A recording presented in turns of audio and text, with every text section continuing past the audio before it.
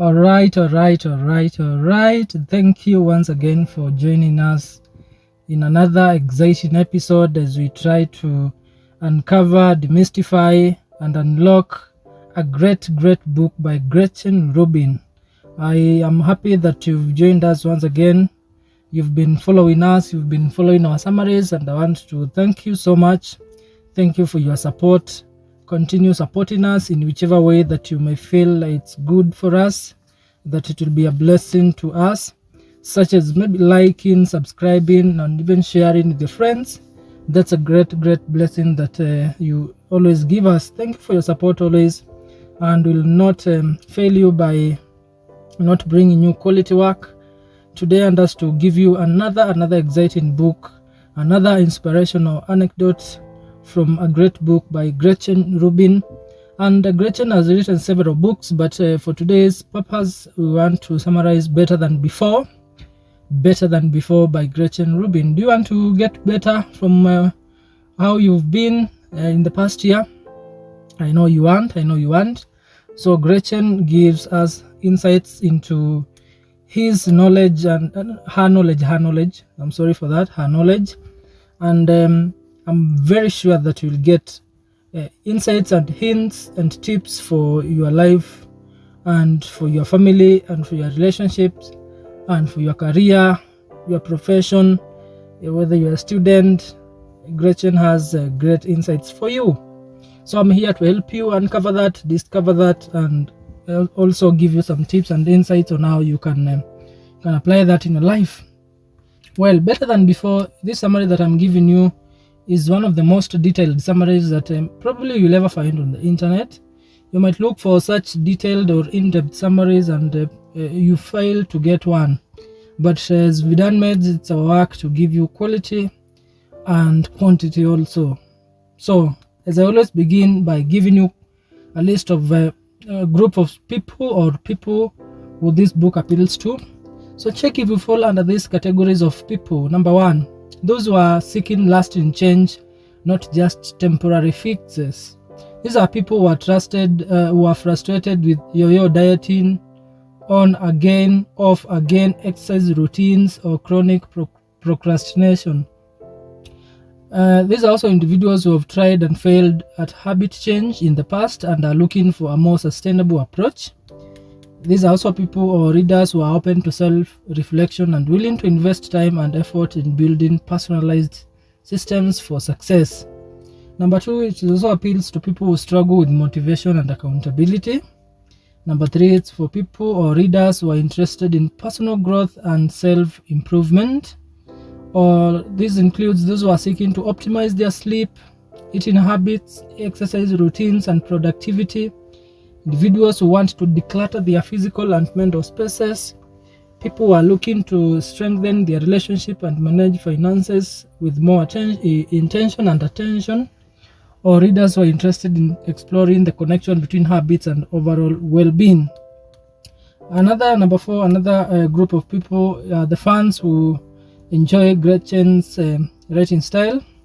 Number five, anyone who is curious about the science of habit formation. And additionally, without forgetting, it's also a great summary that will help you decide whether you should commit your resources to buying the book or stocking it in your home library. This summary has got you covered. It has everything that you need to know. So this is part one of two parts in this summary. And in both part one and part two, I can give you some contents for you to decide whether you should go ahead to listen to this book, to this summary, or you should go and probably look for another book. We have so many books that we've summarized. If this book does not rhyme with you, you can always pick another one. You can look at our YouTube channel. There's so many books that we are continuing and we've already given summaries on. So I'll give you the main topic. That is what this book is all about. Ideas presented, summary of chapter titles, a quick biography of Gretchen, the author of the book, key takeaways and conclusions, comparison between this book and others, biggest takeaway, lessons and how you can apply them, and also finish by giving you book recommendations that are related to this one that you can always check after reading this book. Does this interest you? Does it help you? yes and no. So you can let us know in the comment section. Maybe probably you've read the book and you have your own reservations. You can also let us know, and we'll appreciate that. In the meantime, let's go into the book overview, or the main topic of this book. So Better Than Before is a self-help book by Gretchen Rubin that focuses on how to develop good habits, break bad ones, and of course create a more fulfilling habits for a better life. Rubin explores the psychology behind habit formation and presents a framework for understanding the different approaches people can take to build better habits. She begins by explaining the science behind habit formation and then introduces her Four Tendencies framework, which classifies people based on how they respond to expectations, that is, outer expectations and inner expectations. Once you understand your tendency, remember tendency also can mean personality. Once you understand your tendency, Rubin provides tailored advice on how to develop good habits and break bad ones. She also offers a variety of strategies such as habit bundling, temptation bundling, and accountability pacts. And from the book, I'll give you the overview. So from the book, we'll learn several things, including understanding your tendency. And tendency, I've said, is like your personality. Rubin presents 4 of them. We'll know them as we go deeper. To changing your habits. Number 2, habits are formed when we have a cue, a routine, and a reward. Number 3, to break a bad habit, you need to identify and eliminate the cue or the reward. To make a good habit stick, you need to make it easy, attractive, satisfying, and timely. And number 4, the best habits, or number 5, the best habits are those that are aligned with your values and your goals. Well, this book, Better Than Before, Mastering the Habits of Everyday Lives, is a self-help book which was published in 2015 by Crown. It is written in a clear and concise style with plenty of real-world examples and practical tips. Rubin uses a variety of writing techniques to engage the readers and make her points clear. She often uses personal anecdotes to illustrate her points, and she does a good job to explain complex ideas in a way that is easy to understand. She also uses humor sparingly to keep the reader interested. Well, so why don't I go ahead to give you some key ideas, powerful key ideas that are presented in this book. Remember, you can get a write-up of this summary from our website, vidanmeds.com/blog. You can then, in the search bar there, search for Better Than Before, or else there's also a link in the description of this video. You can have a look at it. It will take you direct to the write-up of this summary. So what are some of the key ideas or arguments which are presented by Gretchen in this book? You can still call them themes. So what are the themes, key standout themes that Gretchen presents in this book? So I've put a number of them for you, and I'm hoping that they will help you understand more about the book. So it's like these are the summaries of ideas that are in this book. So when you read this book, what are some of the things that you'll find in the book? Number 1, you'll find the 4 tendencies. Remember, I've told you that the tendencies is like your personalities. So Rubin introduces the concept of 4 tendencies, that is a framework for understanding how people respond to expectations. How do you respond to your expectations? You either fall under 4 tendencies that Rubin introduces in this book. The 4 tendencies are the upholder, questioner, obliger, and a rebel or rebel. Upholder, questioner, obliger from obligation, obliger, and a rebel, rebellion from rebellion. And each tendency responds differently to both internal and external expectations. So you either fall under any of those 4 tendencies. So this book will help you understand your tendency. Are you an upholder? Are you a questioner? Are you an obliger? Or are you a rebel? We'll go in much detail about them as we go on with this summary. Number 2, another idea presented are the 4 pillars of habits. The 4 pillars of habits. So Rubin also presents the 4 pillars of habits, which are foundational elements that can help people develop better habits. The 4 pillars are monitoring, foundation, scheduling, and accountability. So if you want to change your habit, you must have these 4 pillars. Without these 4 pillars, your building of habit formation will not stand strong. You need monitoring. You should track your habits. You need a foundation. You need scheduling, and you need accountability. So as we go along, this summary will also go into those 4 pillars. Number 3, another idea is that there are different approaches to habit formation, or different approaches to habit formation. In the book, you'll find Gretchen introducing different approaches to habit formation. It's another idea or argument that she also presents. So throughout the book, Rubin explores different strategies and techniques that people can use to build better habits, depending on their individual tendencies and personalities. For example, some people might benefit from habit stacking, while others might find more success with convenience hacking. We shall see about that as we also go on. Another key idea or argument presented is the importance of self-knowledge. So the book gives us tips and insights on why and the reasons why we should have a knowledge of ourselves, our self-awareness. So Rubin argues that developing self-knowledge is key to building better habits. You cannot build a habit if you do not know yourself. You should be aware of yourself, self-awareness. So by understanding your personality, so that's where you start. You should understand your personality, your tendency, she has given 4, your motivations, and then from there, you can now create a personalized approach to habit formation that works for you. So you must understand yourself. Self-knowledge is very key when you are trying to build any habit, to change or build good ones.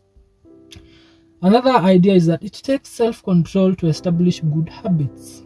It's another key idea or argument that Gretchen presents us with. For you to create a good habit, the habit that you want, you must have self-control. You must control yourself.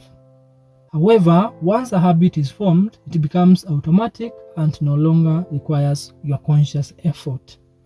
Another idea is that people differ in how they respond to expectations. We have different tendencies, we have different personalities. So the 4 tendencies framework helps us understand how we are wired to respond and tailor our habit forming strategies accordingly. Another idea is that habits are invisible architectures of our lives. Habits are invisible architectures of our lives. The person that you are today and the person that will become tomorrow all comes down to your habits. Remember, we've said that once you master your habits, they become automatic to you and you no longer require any conscious effort. You will always find yourself doing something without your conscience, because they are habits that you've created over time. They become automatic, they are part of you. And those habits, Gretchen tells us that those habits are invisible architectures of our lives. Your life is a direct reflection of your habits. So the habits we repeat every day shape our existence and our future.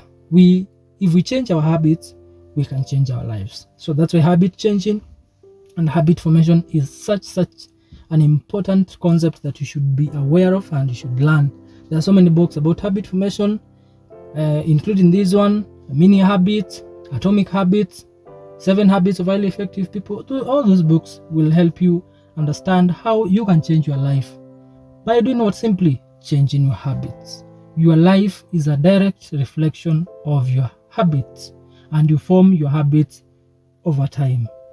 This book presents the practical strategies and ways that will help you create good habits and get rid of the bad ones. Remember, your habits are your architectures of the life that you have. Another idea is that we all have different habit tendencies. We've talked about that. The key to habit change is make it easy. So she also tells us that the key to habit change is to make it easy. We are more likely to stick to good habits if they are convenient and attractive, and less likely to stick to bad ones if they are inconvenient and unattractive. So the book will also help you understand how you can create an attractive an attractive and convenient habit, and it will also help you learn how you can create an inconvenient and unattractive habit. Remember, inconvenience and unattractive will come where maybe you want to change from a bad habit to a good one. I hope you get the point. Then lastly, Rubin also presents the idea that change is a process. It's not a one-time event. It takes time and effort to create new habits and break old ones. Therefore, she encourages us to not get discouraged if we do not see the results immediately. We just keep trying and practicing, and eventually we'll reach our goals. So I'm hoping that those key themes or ideas or arguments which are presented in the book will now ignite your passion and your desire to get more and deeper into this book and get these tips firsthand and from the source herself. Remember, I'm just giving the summary, and my work is just give you an overview of the book and help you see whether it is a good fit for you and whether you should go ahead to spend your resources, your time and your money into this book. Well, why don't I give you some summary of chapter titles and main sections of this book? So I want to give you a summary of chapter titles and main sections of this book. Well, these are summarized and they may not be exactly as they appear in the book, so that is just a disclaimer. But generally the book is divided into several parts. You can have part 1 whereby she talks of self-knowledge. So self-knowledge is all about your self-awareness, understanding yourself, your personality, your tendency, the 4 of them, and so on, and generally understand about yourself. Remember, you cannot change your habits or you cannot form habits unless you understand yourself. It all begins with you. Who are you really? What is your personality? What is your tendency? Out of the 4 tendencies that maybe I've talked briefly earlier on, where do you fall under? Do you know yourself? How do you behave under stress? So that is the starting point, and that is where Gretchen begins her book, with that part of self-knowledge. In that part, she talks of the habit instinct, whereby she introduces the concept of habits and their power in shaping our lives. She also talks of the 4 tendencies, once again, the upholders, obligers, questioners, rebels. Upholders, obligers, questioners, and rebels. She explains this framework for understanding our different personality types and our approaches to habits. Then in this part also, she talks of identifying our tendencies. Now we've talked of the 4. She presents the 4 tendencies. She brings it to our knowledge and an in-depth explanation of those tendencies. But now she also tells us still in that part how to identify ours. She guides us through self-reflection exercises to discover our dominant tendency. Then she also goes ahead to talk of how we can understand ourselves. She emphasizes on the importance of self-awareness and accepting our individual strengths and weaknesses for effective habit change. So in that part 1, you will understand more about yourself, your personality, and the tendency style, or the tendency style, the maybe type where you fall under. Are you an upholder? Are you an obliger? Are you a questioner? Or are you a rebel? You'll understand yourself in part 1. In part 2, she'll now talk of the 4. We've talked of the 4 pillars of habit. Pillars of habit. You can know yourself, yes, but now you want to change to a better habit, or you want to drop old habits to create a better and a new habit. You must have the 4 pillars that she talks about. She talks of monitoring, whereby she discusses the power of tracking habits and using tools like journals and calendars to gain insights. Without these 4 pillars, by the way, your habit will not be attractive. But we've said that a habit should be attractive and convenient. So if you do not follow these pillars that she presents, it will be very hard for you to stick to an habit. Remember, an habit should take you to the desired life and the desired destiny that you want. Your life or your habits, as we've said, are architects of your destiny and your life. Your habits are architectures, invisible architectures of your life. So monitoring is one of the pillars. Number 2, foundation. That is foundational habits or foundation. She introduces the concept of foundation habits, that is sleep, eating, movement, and downtime, and their crucial role in supporting other goals. She also talks of scheduling, whereby she explores different scheduling methods like habit stacking and time boxing to create a habit-friendly routine. She also talks of another pillar, accountability, whereby she dives into various accountability strategies such as partners, groups, public declarations to help you stay motivated and on track. So part 2 will give you those 4 pillars. Part 3, the best time to begin. When is the best time to begin working on your new habits that you desire? Well, she begins this part by giving the myth of willpower. The myth of willpower. Willpower is a myth, according to Gretchen, and in that chapter she dispels the notion of relying solely on willpower for habit change and emphasizes on the importance of systems and strategies. In that part, she also talks of habits and seasons of life, whereby she acknowledges the influence of life stages and transitions on habit formation and offers adjustments for different seasons. You might want to change a certain habit, but because of your season in life, that habit might not work really. So Gretchen now presents you with them. She brings us to the knowledge of some seasons in life, whereby some habits will not work and some habits will work. So you'll get that insight in that part 3 and in that chapter. Then she also talks of starting and stopping habits. By now, that's another chapter. She provides practical tips for initiating and maintaining desired habits while letting go of unwanted ones. Then still in that part, she talks of habits and happiness, whereby she connects the dots between positive habits and overall well-being, showcasing the journey towards a happier and more fulfilling life. Now, the last part, she brings it all together, whereby she talks of the 7 areas to improve, the 7 areas that you need to improve when you are building your habits. So she explores 7 key areas where people commonly seek habit change. So where would you want to do to seek habit change in your life? Your eating, exercise, finances, rest, accomplishments, clutter, and relationships. So she goes deeper into those 7 key areas that people will always seek to change their habits on. Your eating, exercise, your finances, rest, accomplishments, clutter, and relationships. You'll get more about that in the chapter. Then she also talks of, in that still in part 4, the habit continuum, whereby she introduces a spectrum of habit change from minimalists to embracers and encourages finding the right fit for each individual. Then she also talks of mastering the inner critic, whereby she offers strategies for overcoming self-doubt and negative self-talk to create a more supportive and inner environment for habit success.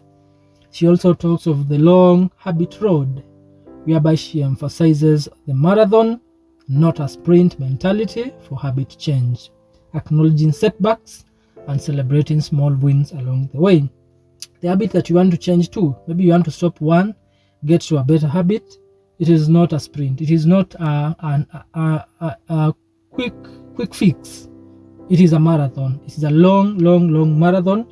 You will fail along the way, but you need resilience, you need wit, you need patience, and through time you acknowledge that you will make mistakes, acknowledge that there will be obstacles along the way, but give yourself grace and celebrate the small wins along the way. So Gretchen will bring you to that attention. You don't have to always be perfect. You'll make mistakes along the way, so be sure of that. As a bonus, she also gives us an appendix, whereby she provides additional resources including sample habit trackers, planning templates, and quotes for inspiration. That's a bonus that she gives us. Well, as I also wind up in this part 1, why don't I tell you more about Rubin Gretchen? Why don't I tell you more about her? We've been talking about her, and probably you might not have known her or heard of her. So who is Gretchen? Gretchen is Gretchen, Gretchen Rubin. So who is this fantastic writer? So Gretchen Rubin is more than just your average self-help author. She is a witty observer of the human nature, a habit formation guru, and a podcaster who brings happiness to millions. Before she became the queen of habits, she had quite an interesting journey. So she began from a lawyer to a blogger. So she was born in Kansas City in Missouri in 1965, and she started on a conventional path. She graduated from Yale, then Yale Law School, and even practiced corporate law for a while, but something was not clicking right in her. Law felt too rigid, and her creative spirit craved an outlet. So she started a blog called The Happiness Project, chronicling her year-long quest to boost her well-being through small, doable actions. The aha moment. She had an aha moment later. So the blog exploded. The Happiness Project blog exploded, resonating with readers seeking more joy in their everyday lives. As Gretchen documented her experiments, she stumbled upon a life-changing concept, the Four Tendencies. This framework categorized people based on their natural approach to habits and expectations. It was like a light bulb that went on or off.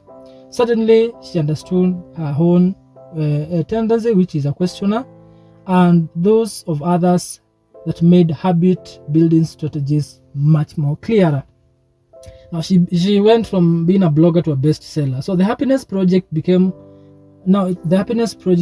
a book. Now it became a New York Times bestseller, followed by Better Than Before, this book, which dived deeper into the four tendencies and practical habit formation techniques. Gretchen's relatable humor, insightful storytelling, and actionable advice resonated with readers worldwide. Soon, she was a sought-after speaker, a happiness podcast host, and social media maven, inspiring millions to embrace the power of tiny changes. So beyond the habits now, she's a habit queen, of course. So Gretchen's exploration of human nature goes beyond habits. Her book dives into the link between decluttering and mental well-being. She has another book which is Outer Order Inner Calm, which dives into the link between decluttering and mental well-being. Life in Five Senses explores how embracing our sensory experiences can unlock joy and meaning. And her last project, the Four Tendencies Workbook, provides personalized experiences and exercises to help us master our unique habit potential.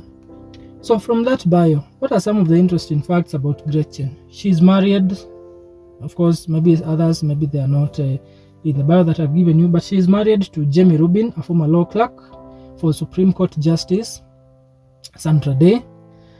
They have two daughters, Eliza and Eliana, who are frequent co-stars on her podcast. She's an avid reader and loves classic literature, especially Jane Austen. She's a self-proclaimed recovering perfectionist and encourages embracing imperfection in the pursuit of happiness. She believes small, incremental changes are more sustainable and effective than drastic overhauls. So that is about Gretchen. Her impact goes beyond self-help. She has empowered individuals to take charge of their lives, one small habit at a time, one small habit in a day. She has taught us to listen to our inner selves, embrace our quirks, and find joy in every day. And she does it all with wit, warmth, and contagious enthusiasm that makes even the most mundane habit feel like an exciting adventure. So if you're looking to unlock your own happiness potential, one tiny step at a time, this book is your guide. And that marks the end of part 1.